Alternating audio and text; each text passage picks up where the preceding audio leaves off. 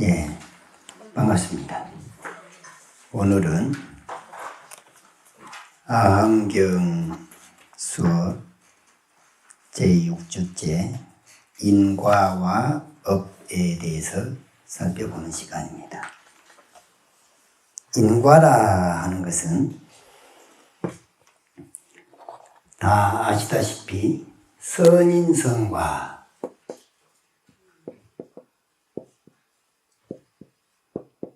선한 원인에는 선한 과보가 따른다. 좋은 일을 하면 좋은 일이 온다라는 말도 같죠. 반대로 악인 악과, 악한 원인에는 악업을 짓게 되면 좋지 않은 과보가 따르게 된다. 악인 악과라. 여기에서 이제 인과응보라는 말이 나옵니다. 인과 응보.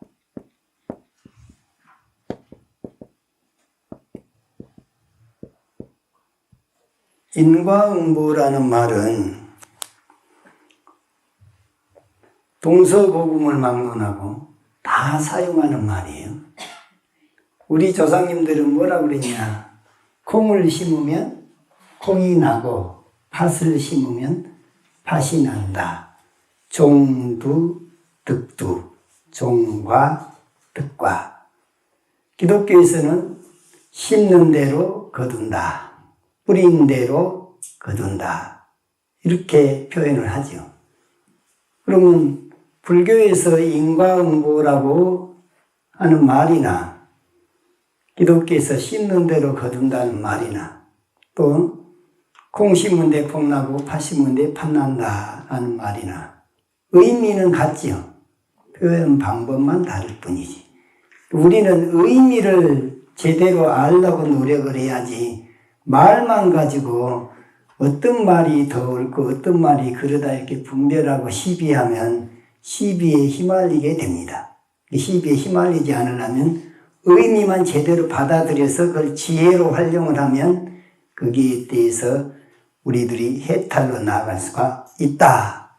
이런 의미에서 그러면 저런 선인의 선과요 악인의 악과라고 하는 것은 종자를 심는 걸 원인이라고 그랬잖아요. 종자를 심으면 원인이 되는데 그 원인이 되는 종자를 심는 행위를 뭐라 하느냐? 까르마라 그래, 까르마. 보통 카르마라 하는데 까르마를 번역을 해서 업이라 그래요, 업. 이게 업에는 아까 인자 대신에 업으로 바꾸면 선업을 지으면 선업의 결과가 나오겠죠. 그러니까 이 업이라는 말 속에는 좋은 행위는 선업이 되겠고 악한 행위는 악업이 되는데 업이라는 말을 우리말로 바꾸면 뭐냐? 행위라 그 말이에요. 행위. 그러면 행위 중에서 몸으로 짓는 행위를 무슨 업이 되겠어요? 신업이 되는 거죠. 말로 짓는 행위는 무슨 업이 되겠어요? 구업이 되는 거죠. 그 다음에 마음으로 짓는 업은 의업. 그러니까 이 업에는 신업이 있고 구업이 있고 의업이 있겠죠.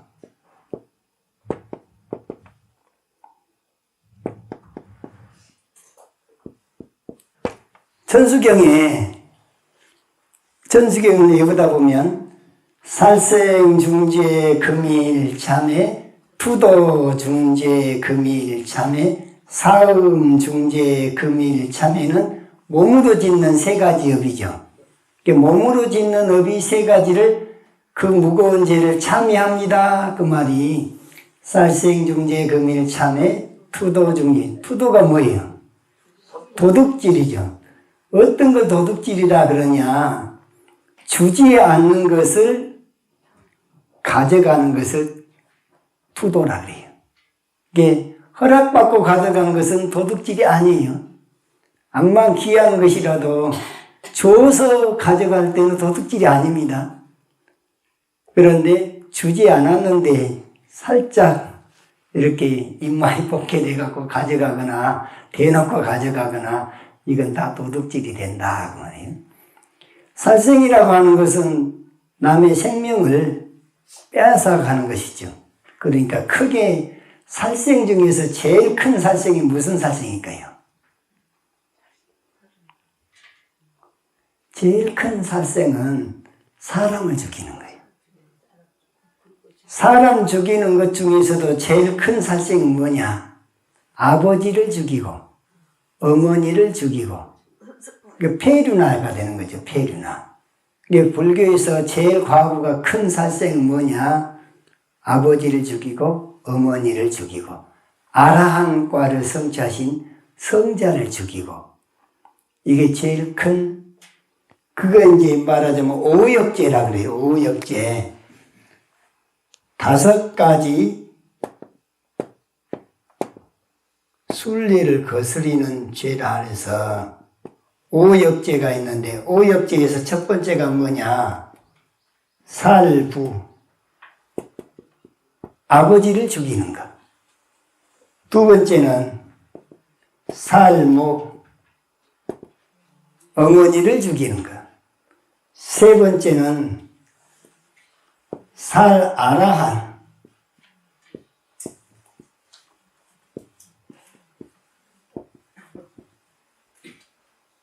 아라한 성자를 죽이는 것. 네 번째는 화합승해서 깨뜨릴 파자입니다. 화합하는 성단의 화합을 깨뜨리는 죄. 그러니까는 그냥 이 절집안의 소식을 갖다가 이간질을 해가지고 이제 화합을 깨뜨리게 하고 아유 저 사람 꼴보기 싫어서 나 안 올라네 이렇게 하게 되면 그 아주 문제가 되는 수가 있죠. 그러니까 스님이 잘못 살아서도 신도들이 그냥 화합이 싹 깨지는 수도 있고 또 신도들끼리 또 서로 그냥 내가 올리 네가 그러니 하면서 싸우고 닫고 해가지고 승가의 화합을 깨뜨릴 수도 있죠. 그 다음에 습관적으로 남을 흉을 자꾸 보다가 보니까 그래서 배기 싫어서 또 안 가는 수도 있고 이런 것들이 다 하나같이 화합을 깨뜨리는 거예요.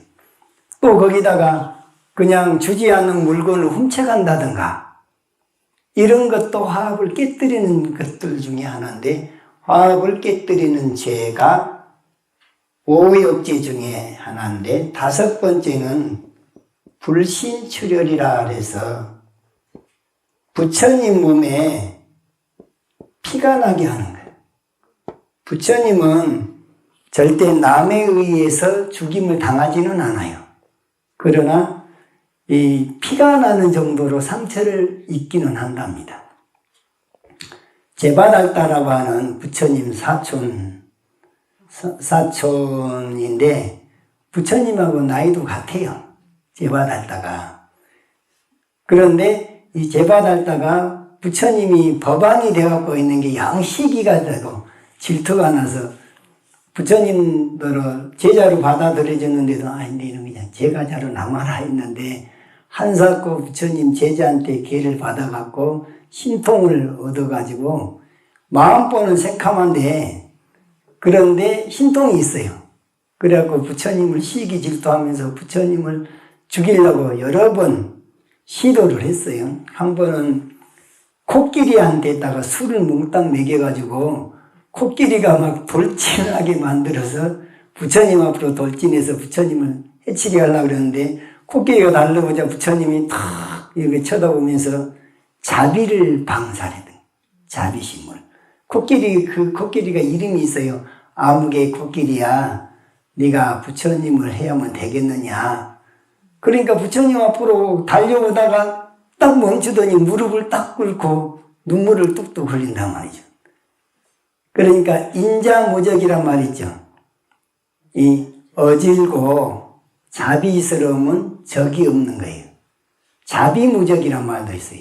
자비심을 많이 방사를 하게 되면 적이 없게 돼요.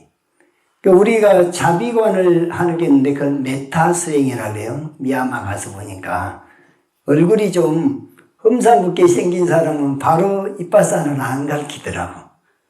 한 일주일 정도는 메타수행을 하나 그래요. 메타수행이 뭐냐 봤더니 자비관을 하는 거예요. 자비관을 어떻게 하느냐. 자기 자신부터 그냥 행복해지기를 바라는 거예요. 그렇게 예를 들어서 나는 날마다 건강하고 행복해지기를 원한다. 그것이 이제 조금 더 범위를 넓히게 되면 내 주변에 가장 가까운 내 가족이 날마다 건강하고 행복하여지이다. 좀 더 넓혀서 하면 내 이웃이 날마다 건강하고 행복하여지이다. 이 주변 사람들이 행복해지는 모습을 상상을 하는 거예요. 그 말로도 그렇게 하는 거예요. 말로도.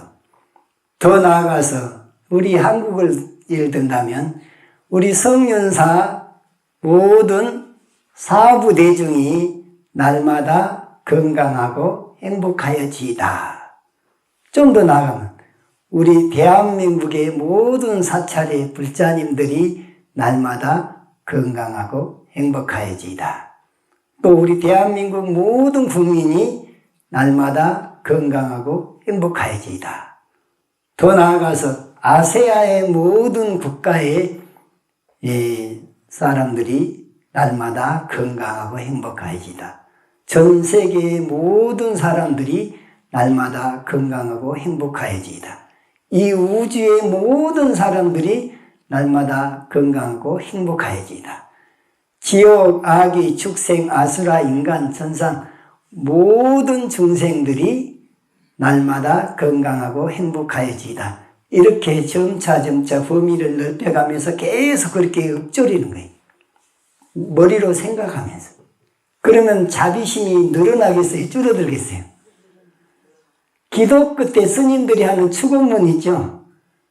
뭐 어디 사는 아무개 보채 아무개 보채 하고 사대는 건강하고 육근은 정정하고 자손은 장성하고 부귀 영화하고 수명 장수하며 가는 곳마다 다 좋은 일 만나고 부진 일을 멀리하게 되고 사업한 사람 사업이 번창하게 되고 이렇게 쭉쭉쭉쭉 매일같이 이렇게 읊어대잖아요. 이것도 일종의 자비관의 방법이에요. 본인이 기도 끝에 본인 발언문을 낭송하는 것도 자비관의 일종이 되겠죠. 그러니까 그때의 마음은 좋은 마음을 내겠어요? 굳은 마음을 내겠어요? 전부 다 좋은 마음을 자꾸 내니까 마음의 자비심이 늘어나겠죠. 이렇게 해서 그 코끼리 같은 경우도 코끼리 아무개 코끼리야 네가 부처님을 해야 하려고 이렇게 오면 되겠느냐 정신을 차려야지. 그러니까 딱 알아먹고 그러고는 딱 무릎을 꿇고 눈물을 흘리면서 제받았다가 부처님을 코끼리를 통해서 해치려고 그랬는데 실패가 됐죠. 실패가 됐는데 그 질투심 시기심을 못 버려가지고 또 산 위에서 바위를 집채떡만한 바위를 부처님 일행이 지나가니까 부처님을 갖다가 바위에 압사시키려고 신통력으로 해서 그걸 갖다가 굴렸어요. 그래가지고 이제 부처님이 그 다른 사람들을 대피시고 당신이 미처 이제 다리를 덜 빼가지고 발가락이 발등이 바위에 스치고 지나갔어요. 그러고는 부처님 주치의가 지바라고 있는데 그 지바라는 분이 부처님 발등을 치료해주는 이런 일화가 나옵니다. 그래가지고 부처님 몸에 출혈이 발생한 거예요. 그게 불신출혈인데 마지막에는 어떻게 부처님을 해치려고 그랬었느냐 하면은 이래도 안 되고 저래도 안 되니까 아이고 내가 직접 부처님을 죽여야겠다. 그러고 손톱에다가 독을 발라가지고 이렇게 핥혀서 독에 감염돼서 죽게 만들려고 그랬는데 부처님 앞으로 이제 가다가 이제 부처님 죽이러 가는 거예요. 가는데 지진 난 것처럼 땅이 쩍 벌어지면서 그냥 그대로 지옥으로 바로 떨어진 거예요. 나락으로 바로 떨어진 게. 그렇게 해서 마지막에 뒤늦게 참회를 하는데 나무 불사까지 못하고 나무하고 그냥 죽었다 그래요. 그러니까 부처님 몸에 출혈이 나게 하는 것은 이것이 불신출혈도 오역죄 중에 하나예요. 그러니까 오역죄 중에 한 가지 정도를 범하면은 하품의 오역죄라 그래요. 두세 가지 정도를 범하면 중품의 오역죄. 네, 다섯 가지 그냥 온통 못된 짓은 다 이 다섯 가지를 다 해버렸으면 상품의 오역죄라 그래요. 그러니까 살생, 투도, 사음, 망어, 기어, 양설, 악구, 탐, 진, 치 이러면 10가지 악업이죠. 그 희박 중에서도 범한 게 한 3가지 정도나 범했으면 하품의 희박이 되는 거예요. 그 다음에 4, 5, 6가지 정도를 범했다 하면 중품의 희박이 되는 거고. 그러면 7, 8, 9, 10가지를 7가지부터 10가지 다 범해버렸다. 그러면 상품의 희박이 되겠죠. 그러면 이제 희박은 그렇다 치고 반대는 십선이 되겠죠. 살생의 반대가 뭐예요? 살생하지 않는 거? 말이 되죠. 불살생도 되지만 방생이요. 목숨을 앗았으면 반대로는 목숨을 살려주는 거예요. 인간방생도 있죠. 그리고 동물을 갖다가 죽게 된 동물을 풀어주는 경우도 있죠. 고기만 풀어주는 것만 방생입니까? 새도 풀어줄 수도 있고, 그 다음에 고기도 풀어줄 수도 있고, 사람을 깨우쳐주는 것도 사실은 인간방생이라고 할 수 있는 거예요. 사람이 살기 곤란한데 그분들이 삶을 편리하도록 해주는 것도 일종의 방생의 한 방편이 되겠죠. 그 다음에 이제 도둑질의 반대가 뭐예요? 안 도둑질이에요? 베푸는 거죠. 베푸는 것. 작은 것 하나라도. 바늘 하나도 주지 않았는데 훔쳐가는 것은 도둑질이지요. 그러니 다른 사람이 무엇이 필요하다 싶으면, 옷이 필요하다 싶으면 옷을 베풀고, 그 사람이 쌀이 필요하다 싶으면 쌀을 베풀고, 이런 것들은 다 보시죠. 그러니까 도둑질의 반대는 보시를 행하면 선업을 짓는 거죠. 그 다음에 사음이라고 하는 것이 부부 사이에서 지켜져야 될 도리잖아요. 그러면 부부 사이에는 당연히 그 정조를 지켜야 되는 것인데 그 도덕적으로 도덕에 걸맞게 살아야 되는데 그것이 깨지는 것이 사음이 되는 거잖아요. 그럼 남편이 있으면서 다른 남자를 보려 하거나 마누라가 있으면서 딴 여자를 보려 하거나 이런 마음들은 전부 다 사음죄가 되는데 그것을 반대로 하면 어떻게 될까요? 정조를 잘 지키고 청정한 삶을 살면 되는 거예요. 도덕적으로 청정한 삶으로 이렇게 꿋꿋이 자기 자신과 싸워서 이겨내면 그것이 불사음이 되겠죠. 그 다음에 여기까지는 몸으로 짓는 악업과 몸으로 짓는 선업에 해당되는데 말로 짓는 악업은 무엇이 있죠? 거짓말하는 것을 망어죄, 또 쓸데없는 말을 하는 것을 기어죄. 이간질하는 말을 하는 것은 양설죄.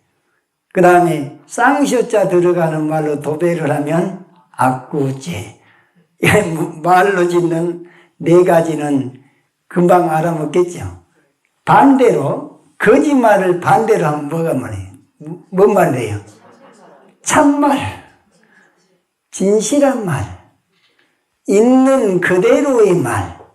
없는 말을 갖다 막 지어낸 건 거짓말이 되지만 있는 그대로 말. 사실은 참말 중에 제일 좋은 말은 뭔 말일까요? 성인의 말씀이에요. 교훈적인 말. 그렇죠? 그런데 꾸며대는 말이니 또 쓸데없는 말이니 이것의 반대는 무엇일까요? 쓸데있는 말을 하는 거예요.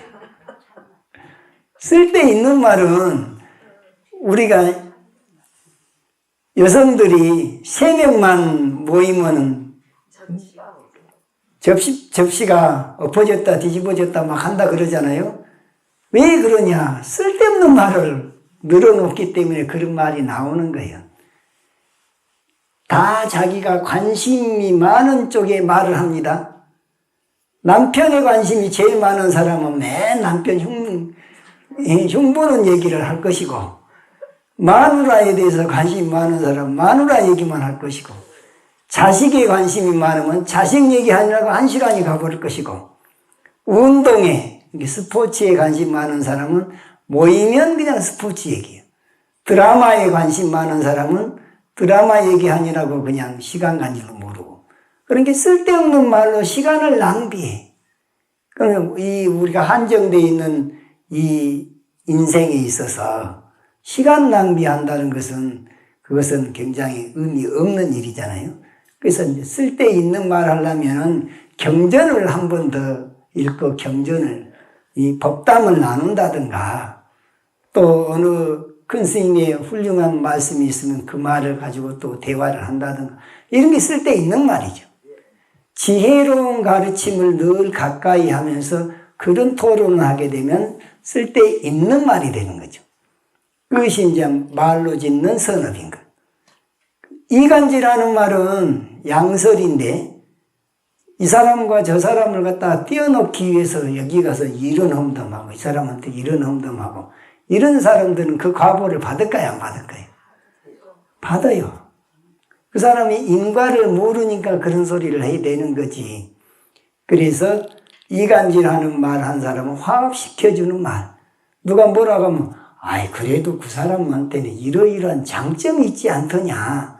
왜 단점만 보려고 그러냐? 장점을 먼저 봐라. 장점을 많이 얘기하다 보면 덕을 쌓겠죠. 그러니까 이 이간질하는 양설은 반대로 한다면 화합시키는 말로 그 사람을 칭찬한다든가 장점을 자꾸 드러낸다든가 이렇게 해서 화합으로 유도하게 되면 구업이 선업 좋은 쪽으로 업을 짓겠죠. 그 다음에 쌍쇼자 들어가는 말을 자주 하게 되면 입에 병도 생긴다는 거예요. 입병도 안 좋은 말을 많이 하게 됩니다. 화가 나가지고 뱉는 말은 좋은 말이 나와요? 굳은 말이 나와요? 네, 이왕이면은, 바른 말, 고운 말로 구업을 선업으로 지어야 된다. 그 다음에, 마음으로 짓는 업을 의업이라 그러는데, 뜻으로 짓는 업이나 마음으로 짓는 업의 뜻이나 이게 다 통칭해서 마음이라 그래요. 그러니까 마음으로 짓는 업 가운데 안 좋은 쪽을 보면은 탐심 내는 거 안 좋은 거죠. 탐심을 냈는데 뜻대로 안 되면 화가 나죠. 그 진심이 나오는 거예요. 그 진심, 그건 다 어디에서 어떤 마음에서 생겨난 거냐? 어리석음에서 생겨나는 거예요. 그 어떤 것이 어리석은 거냐? 나를 바로 알지 못하는데. 나를 바로 알지 못하면 내가 있다라는 생각을 갖겠죠. 나는 영원하다라는 생각을 갖겠죠. 그 다음에 내 백그라운드가 이렇게 훌륭하다라는 상을 내겠죠. 그러니까 아상을 있는 대로 부려가지고 아견, 아치, 아에, 아소, 아만, 아상, 이 아상 덩어리로 뚫뚫 뭉쳐 있는 것은 어리석은 마음입니까? 아니면 지혜로운 마음입니까? 지혜 없는 마음이 바로 어리석음이에요. 그래서 탐심은 어떻게 보면 탐심을 내려놓을 수 있을까요? 네? 뭔 지혜를 가지고 탐심을 내려놓냐고. 이거 어디 영원하디냐? 무상이죠. 나라고 고집할 것도 없는 나는 본래 무아 아닌가. 무아라면은 탐심을 낼 필요가 없는 거죠. 내가 본래 공화인 줄 알고 무아인 줄 알고 본래 부처인 줄 안다면 우주가 이대로가 다 내 거예요. 우주 이대로가 다 그냥 부처님들 거예요. 그러니까 욕심 안 내도 되는데 작은 것을 나를 삼으니까 내 거니까 가지고 따지고 분별하고 시비하고 시기하고 질투하고 그런 거죠. 그래서 생각을 바꾸어서 탐심도 내려놓고 내가 본래 무상한 거 아닌가 무아 아닌가 인과 아닌가 공한 거 아닌가 본래 중도로 본래 부처다운 삶을 살아야지 이 한 생각이 탐심도 내려놓게 만들고 화도 내려놓게 만들고 그것을 망각했으면 망각한 것을 알아차려버리면 아 내가 좀 망각했구나. 그럼 얼른 내가 무아임을 다시 챙겨오고 공임을 챙겨오고 인과임을 챙겨온다면 내는 항상 지혜로운 부처님과 함께하는 부처님의 진정한 불제자가 된다. 이렇게 생각을 하시는 게 그것이 나를 바로 알고 나를 잘 다스리는 진정한 불제자다. 이렇게 이제 부처님이 가르침을 주셨는데, 그러니까 몸으로 짓는 업이 3가지, 말로 짓는 것이 4가지, 마음으로 짓는 것이 3가지, 합이 10가지잖아요. 그러면은 여기에서 이제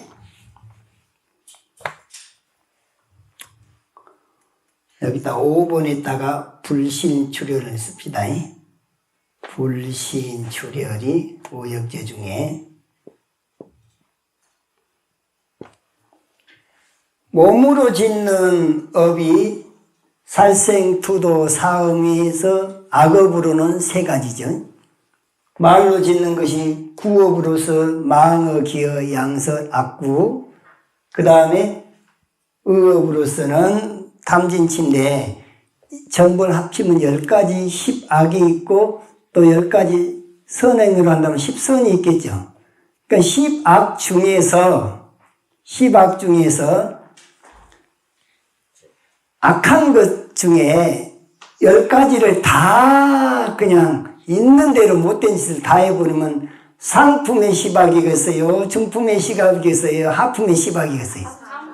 상품의 10악이 되겠죠. 그러면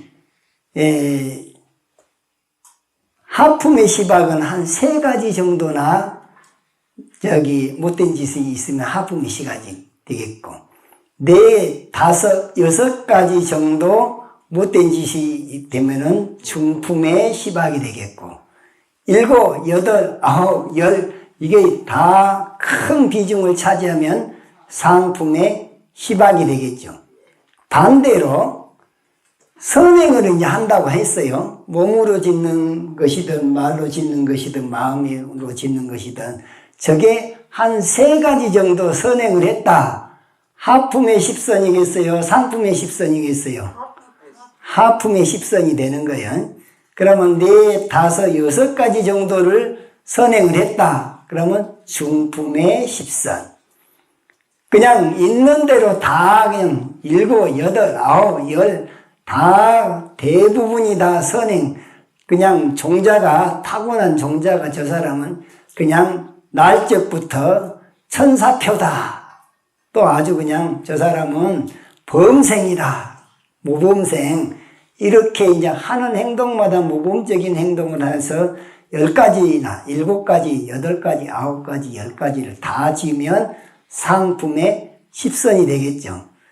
그래서 왜 이 오역죄도 하품, 중품, 상품으로 나누고 시박십선도 하품, 중품, 상품으로 나누냐?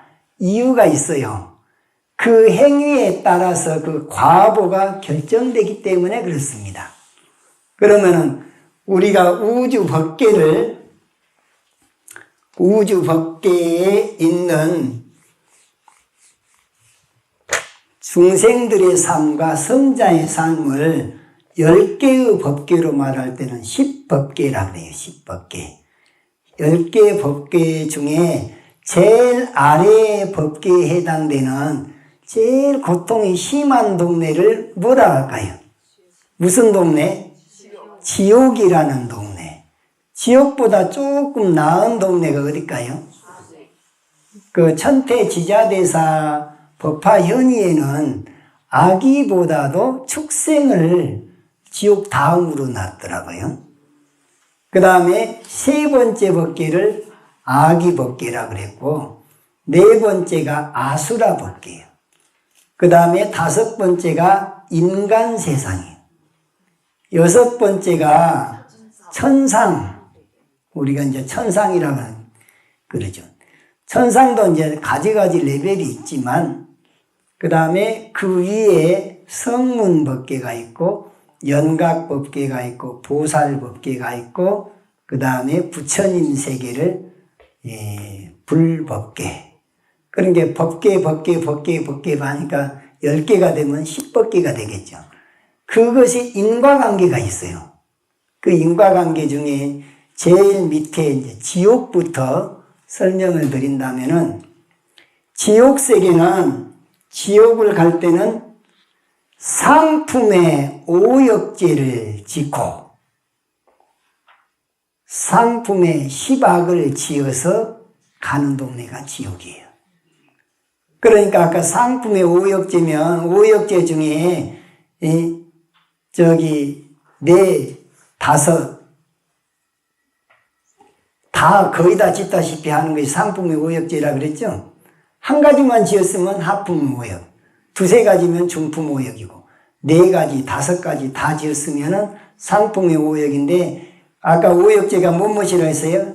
아버지를 죽인 살부, 어머니를 죽인 살모, 아란을 죽인 살아란, 또 화합승단을 깨뜨리는 그 화합승, 그 다음에 부처님 몸에 피나게 하는 것, 불신출혈, 이 다섯 가지나 네 가지를 지으면 상품의 오역. 그 다음에 여기서 두세 가지를 지었으면 중품의 오역. 한 가지 정도는 어쩌다가 그냥 홧김에 그냥 저질러 놓으면 하품의 오역이 되겠죠. 그런데 상품의 오역과 시박 있죠. 시박은 살생, 투도, 사음, 망어, 기어, 양서, 낙구, 탐, 진, 치인데, 이 중에 7가지, 8가지, 9가지, 10가지 정도 이렇게 많이 지으면 상품의 10악이 되겠죠. 그러니까 상품의 10악과 상품의 오역죄를 지어서 가는 동네가 어디다? 지옥세계다. 이제 지옥은 그렇게 해서 가는 거예요. 그 다음에 이제 축생세계는 어떻게 가냐? 중품의 시박과 중품의 오역, 중품의 오역죄와 중품의 시박을 지어서 가는 게 축생세계에 가는 거예요. 축생들의 삶이라고 하는 것이 어떤 삶이냐? 약육강식의 세계예요. 그냥 센 놈이 덜 센 놈을 그냥 잡아먹는, 그런 게 거기서도 계속 살생은 이어지고 있는 거죠. 살생이 또 꼬리가 꼬리를 먹고, 왜? 자기네들 밥이라고 생각을 하거든요. 그러니까는 동물의 세계를 보면은, 어쩌다가 이제 유튜브에 나와 있는 동물의 세계를 보면, 살아있는 채로 그냥 뜯어먹는 거야, 그냥. 생사를 갖다가 자기 밥이라고. 그런 경우들은 이제 들어보게 되는데, 그것이 살생이 또 살생을 하고 살생이 또 살생을 낳을 수 있는 조건이 되겠잖아요. 그러니까 동물 세계에서 그 이상의 세계로 벗어난다는 것이 참 어렵겠잖아요. 똑같은 강물인데 지옥 정생들이 강물을 보면 불로 보인대. 화탕지옥, 화로 숯불지옥처럼 물이 물로 보이지를 않고 불로 보여. 무섭까요? 안 무섭까요? 무서운 거예요. 근데 아기 중생들이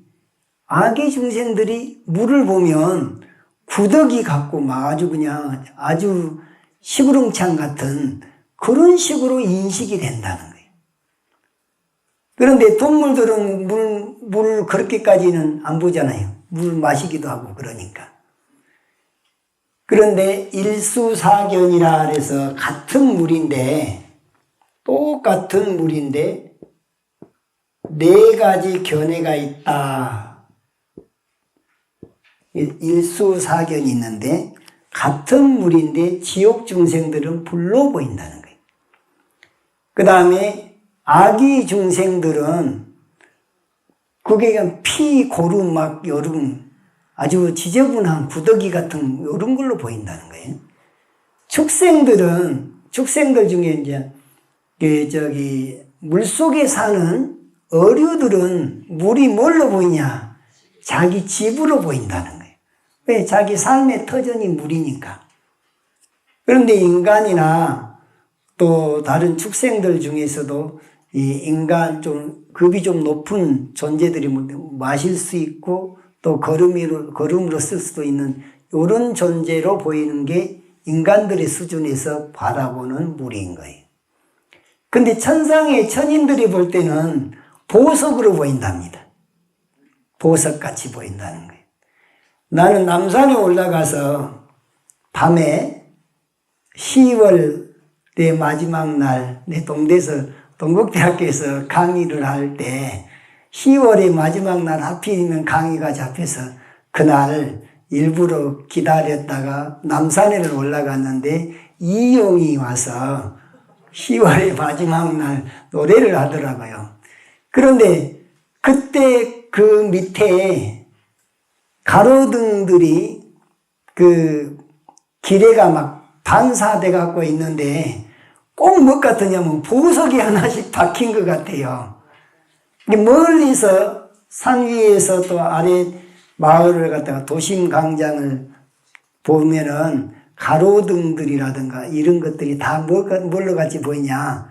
실제로는 보석이 아니지만 보석처럼 느껴지죠. 그렇게 보여지죠. 그러니까 가로등도 보석으로 보일 수도 있는 거예요. 어쩔 때 보면은 물에 투영되어 있는 여러 가지 현상들도 그렇게 보일 때가 있어요. 그런데 극락세계에 있는 중생들이 물을 바라볼 때는 공기처럼 보인다는 거예요. 그러니까 공기 속을 우리가 마음껏 다녀도 걸림이 없죠. 공기에 대해서 두려워하지도 않죠. 그러듯이 극락세계의 중생들이 팔공덕수를 보면 거기 들어갔다가 나왔다는데 익사한 사람이 없다는 거예요. 공기처럼 인식이 되기 때문에. 그래서 극락세계에 있는 연못은 그냥 공기처럼 느껴진다는 거예요. 왜 그러면 각자 달리 느낄까요? 업이 달라서 그래요. 업이 다르기 때문에 차원을 달리 활용을 하는 거예요. 차원이 달리 쓰다 보니까 좋은 것도 극락세계도 지옥 중생이 가면 극락으로 인식이 안 되고 고통의 세계로 인식이 되는 거예요. 뭐 한 생각 차이로 그렇게 된다 그 말입니다. 그래서 중품의 오역지와 중품의 희박업을 지어가지고 가는 동네가 어디냐? 거기가 바로 축생세계다 그래. 축생. 그 다음에 하품의 희박과 하품의 오역제를 지어서 가는 동네가 아귀세계다. 아귀세계는 배고픔의 세계라 그래요. 배가 고픈데 이 비유하자면 이렇다는 거예요. 배는 남산만한데 목구멍이 바늘기만큼 하다 보니까 들어가는 양이 너무 작잖아요. 그러니까는 한없이 먹어도 허기가 지는 거예요. 이게 배가 너무 커서 그러는 거예요. 어떤 사람들은 저 유튜브에 올린 사람들 보니까 혼자서 막 30인분을 막 먹고 그런 사람들이 있더라고요. 뭐 만두를 막 100개를 먹어버리고 그 라면을 갖다가 30봉을 먹어버리고 라면 한 봉지만 먹어도 배부른데 혼자서 30봉지를 먹어버려요. 어떤 사람은 또 소주를 30병을 그냥 혼자서 다 먹었다고 자랑하는 사람도 있고 그러더라고요. 그래갖고 자기가 주당이라고 하고. 그런데 그런 사람들을 보면은 본인이 느낄 때는 혼자서 먹는 것 같지만 이 해안이 열린 사람이 보면 그 안에 들어앉아 있는 식구가 한 30명이 들어앉아 있는 사람, 그런 사람들은 보면은 다중인격자 같은 사람들이에요. 그러면 그 30명이 들어앉아 있어서 30명이 한 병씩 먹으면 각자 몇 병 먹은 거예요? 한 병, 30병은 우리 중생이 바라볼 때 30병이고 그 안에 들어앉아 있는 존재들이 나눠 먹은 것을 치면 각 1병씩이다 그 말이에요. 이런 수가 있어요. 내가 예전에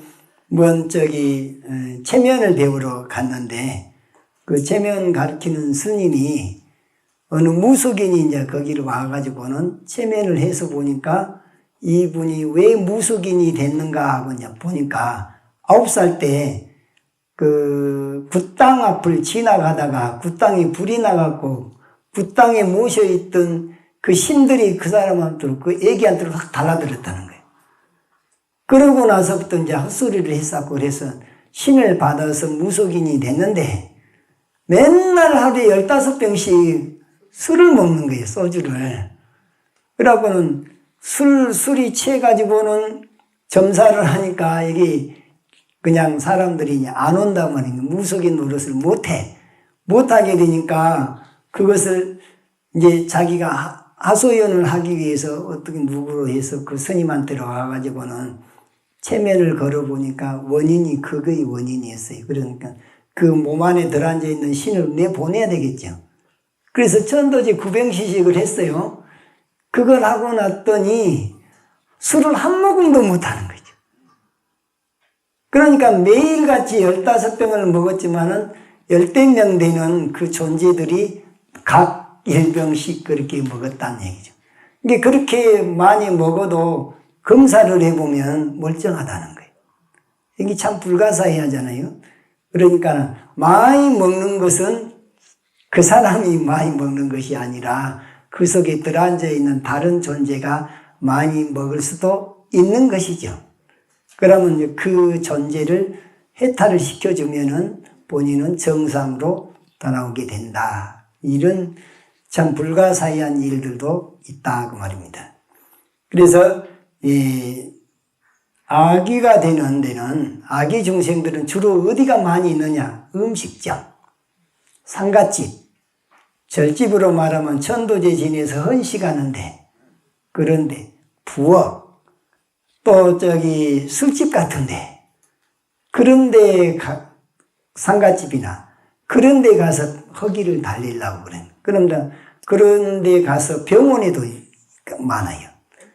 병문안 가가지고 그냥 상문 끼듯이 그렇게 탈난 사람들도 있고, 또 상갓집 가가지고도 탈난 경우들이 있고, 객기들이 저 사람한테 내가 붙어야지만이 뭔가 허기를 면하겠다라는 생각이 들면 그런 체질적으로 그런 걸 잘 타는 사람은 그런 데 가가지고 잘 걸리는 수가 있어요.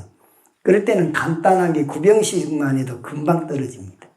또 아니면 옛날 우리 전통적으로 내려오는 토속신앙으로 보면은 그냥 된장 물에다가 밥 풀어가지고 그걸 갖다가 뿌려주면은 또 금방 괜찮아지는 수도 있고. 근데 법력이 있는 분이 구병시식을 하게 되면 날만 잡아도 그냥 바로 좋아지고 그렇습니다. 그러니까 그런 것은 의학적으로는 그게 무슨 그 미신 같은 소리를 하느냐 하는데 효과를 보는 사람은 직방입니다. 그 직방인데 그걸 무조건 미신이라고 말하면 되겠냐 그 말이죠. 그래서 그런 자기네들이 과학 하는데 과학 이상의 정신적인 영역은 자기 영역 바뀌는 것까지 내가 다 안다 이렇게 하면 안 돼요.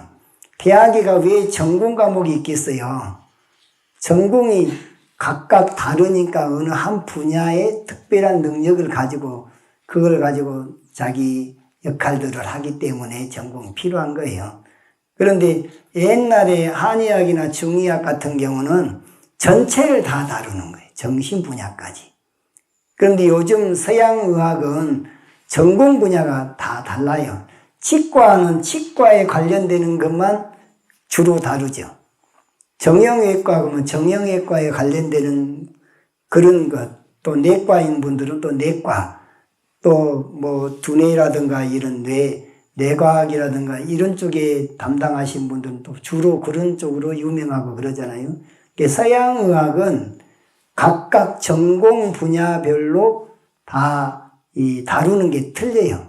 전체를 다루는 게 아니라 이게 병이 정신에서 왔냐, 생각이 잘못돼서 왔냐, 타박상으로 해서 왔냐, 이게 사고에 의해서 왔냐, 아니면 삶의 습관이 잘못해서 병이 생겼느냐, 유전적인 문제에 의해서 병이 생겼느냐, 이 전반적인 것이 다 서로 이 상관관계가 있거든요. 그래서 전체를 보는 것은 한의학이나 중의학이나 이런 동양의학은 전체를 가지고 이 전체적인 시각에서 그 문제를 바라보고 해결하려 하는 그런 측면에 비해서 서양의학은 그건 한 부분적인 그런 이 증세에 따라서 병을 치료하는 이런 식이 되다 보니까 어느 한 부분만 놓고 볼 때는 그것이 훨씬 더 세밀하고 정밀할 수도 있어요.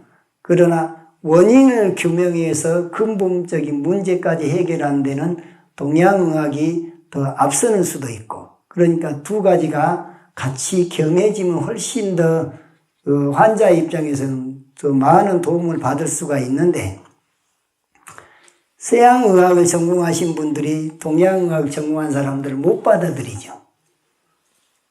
또 동양의학 전공하신 분들은 전체를 보기는 하는데 그 디테일한 문제에서 현대 과학에서 발전된 그런 기구를 활용해서 쓰면 훨씬 좋을 텐데 법적으로 그걸 허용이 안 돼요. 그래서 서로 이렇게 상호 보완적인 그런 것이 나라에서 규제를 하고 있기 때문에 결과적으로는 누구 때문에 그러냐?